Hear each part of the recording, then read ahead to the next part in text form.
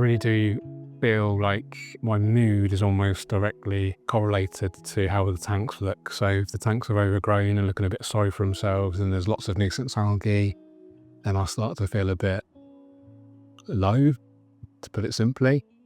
But the best therapy for that is actually getting my hands in there, get them wet, do the maintenance. Hi everyone, welcome to a new video. In this video, we're going to give you an update of all of my aquascapes, but with a particular focus on this beautiful Scopeline 60 here on the left. We're going to plant some new crypts in there. We've got Cryptocorini undulatus. Let's have a quick look here. I'll get some close up for these. We've got Crypt undulata broadleaf here in the Tropico 1-2 grow. And we've got a couple of different crypt species here. We've got Cryptocorini petchii and Cryptocorini wenditii brown. They're going to go in the mid-ground.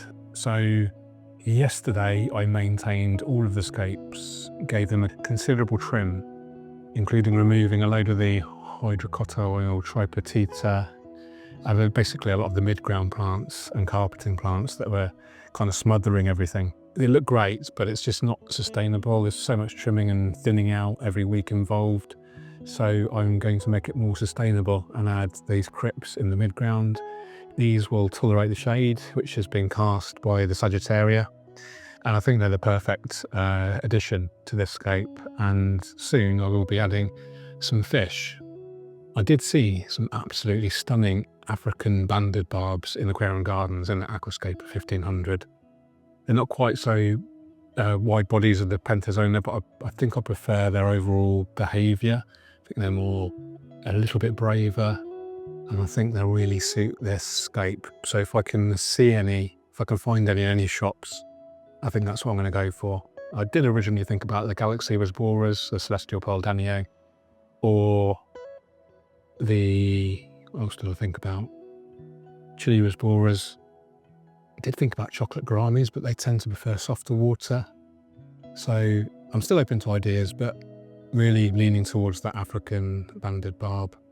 So we'll plant those and we'll go through that process. Quite good fun. Moving on to the waterfall tank. There's some beautiful purple flowers there being produced by the Hygrophilus phyllum. Everything else is growing great. There is a build video on this, but I will be building 2 brand new ones on a new cabinet in the other corner of this living room, studio, office space, whatever you want to call it. And I've got this idea about mounting a light underneath a grey shelf, mount a grey shelf to the wall, or overhang, and then literally affix somehow, secure the light to the bottom of the shelf, and then that will illuminate those shower tanks perfectly, I think. So this is for sale still. You can go on my website and buy this, transport it home yourself. It comes with the ONF Flat 1 Nano Plus lights, which I think you can actually use Wi-Fi with. I don't bother, I just use the lowest setting manually. And that's on for about 12 hours a day, actually. I really like the Acorus. This is Acorus variegatus, I think, the reedy plant that's growing out the top of the tank. And there's different mosses, there's Hemianthus cuba, there's even trident fern in there, Hydrocotyl tripartita. But yeah, really going well. The shrimp are breeding. And the only real maintenance is topping up regularly the evaporation. Moving on to the Dutch tank, this has changed considerably since the last update video. I will do a specific Dutch style video. Hello, were you behind the door? I will do a specific video dedicated to this Dutch tank, but you can see it's doing really well. There is quite a bit of algae on the Cryptalbida brown though. It's like a cross between BBA and staghorn algae. It's like staghorn algae, but really short strands. I don't think it's BBA because the actual filaments are quite thick compared to regular BBA. There's some growing on the cubo as well. It needs a proper trim. I did do another maintenance session on this, water change. I did an aesthetic trim rather than a functional trim. Thinned out the Rotala a little bit. It's really incredibly fast growing in here, the Rotala blood red. But yeah, I think it looks okay. It's not a traditional Dutch aquascape. There's been a lot of comments, saying it isn't Dutch at all. But I like it, and it's got a Dutch kind of vibe to it with the formal grouping of plants and the street. So yeah, anyway, whatever you want to label it, I really like it, and it's been really good fun to learn from and grow the plants, and have a lovely high impact aquascape to live with. And then the Highline 400. This is, I think, been going for 4 years now. I probably removed about 400 leaves on the last maintenance session. All of the tanks went about 3 weeks without any trimming, so they were really overgrown. So it was really great to be able to get my hands in there and thin it all out and make it look nice and tidy again. I really do feel like my mood is almost directly correlated to how the tanks look. So if the tanks are overgrown and looking a bit sorry for themselves and there's lots of nuisance algae, then I start to feel a bit low, to put it simply. But the best therapy for that is actually getting my hands in there, get them wet, do the maintenance. Even if I'm not feeling like energized or completely motivated by the thought of doing the maintenance, just by starting the maintenance, I find that gives me the motivation and the energy to continue. And then I move on to the next tank, and then by the time I'm on the last tank, I'm actually energized, really ready to go. And then once all of the tanks are completely maintained and I've wiped the glass, with a glass cleaner, and I can hoover around and just keep everything tidy, can sit on the love seat there, and I can just be really proud of the work I've done and fully relax. And I think that's one of the most beautiful parts of the hobby. It's not just the consumption and the appreciation of the beauty, potentially, if that's what you do see, but it's actually enjoying the process of achieving that beauty.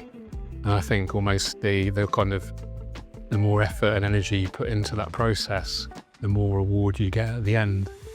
So I really like that kind of correlation of intrinsically linking your kind of mood, motivation, and the state of the aquascapes and the maintenance process that's involved. I think there's something quite important there to maybe understand from my perspective anyway. One of the big things I did actually in the Highline 400 was remove a lot of the anubias from the centre, and a lot of the crypts were actually growing really quite tall around here, and it was looking it just wasn't looking right, almost very linear all the way across the front, and then with the crypts slap bang in the middle here. So I actually removed all of the crypt leaves.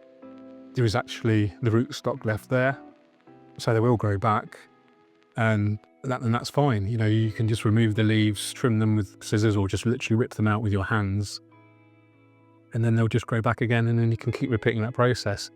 But it's good not to actually remove the whole plant, because that rootstock will be helping the whole system, believe it or not, because as the plant is growing, those roots will be producing oxygen. The plant itself will be removing nutrients from the water and producing oxygen. So, you don't have to always remove the whole plant. You can just remove above the rootstock, and especially with rosette plants like crypts, you can actually keep them going indefinitely, really. It's a really interesting process. Do check out the playlist dedicated to this tank if you want some more information on it. Some of the fish are starting to look a bit old now, but I love it. I was saying to Dave at Aquarium Gardens, I don't see myself changing this scape considerably, doing any major rescaping until there's either a major catastrophe, or all the plants melt, or I have equipment failure, I'll just keep it running as it is. I love it. It's just really interesting to witness that long-term process of an aquascape, 3+ years. Let me know in the comments what's the longest that you've ever kept an aquascape for. I think the longest I've ever seen was James Knock with his 22 years old, or 28. It was over 20 years. His Dual Rio 180, I think, and there is a video dedicated to that. But he had a beautiful low-tech aquascape with virtually no water changes, minimal filtration, no CO2, of course, and 20-year plus aquascape. That's incredible. I'm not sure if that'll. We'll see how long it goes. I'd like to see 10 years. That'd be great, wouldn't it? Nearly halfway. Okay. The Cichlid tank. very interesting. Got a comment on one of the videos recently that they're too fat. So please don't fat shame my cichlids, just kidding. It's an important observation. Maybe I do overfeed them. They are very chunky. Apparently they like to be kept hungry. Keeps them more active, and prolongs their lifespan. And that kind of got me thinking. It's like health span versus lifespan versus perceived sort of suffering and our aesthetic kind of desire. There's a kind of balancing act of what's the purpose of keeping these fish? But the obvious one is to enjoy living with them, I guess, and seeing them. And I'd like to think we want to give it the best kind of life possible, free of predation, of course, free from any unnecessary suffering. So does, overfeeding, you would suggest, is suffering? I don't know, if it reduces the lifespan,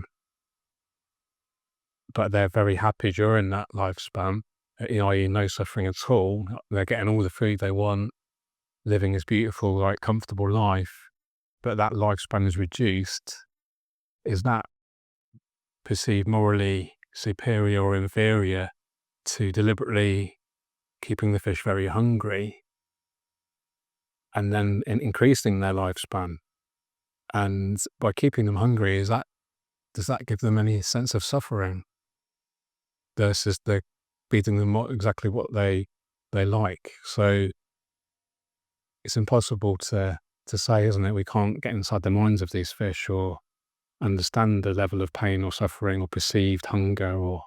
So it just kind of got me thinking, and happy to hear your thoughts on that if you do have any. Okay, so without further ado, let's plant the crypts in the nature aquarium here on the left.